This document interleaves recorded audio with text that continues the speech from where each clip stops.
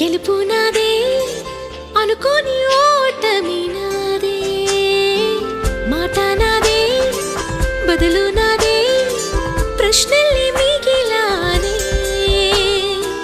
నా జాతకాన్ని నా చేతితో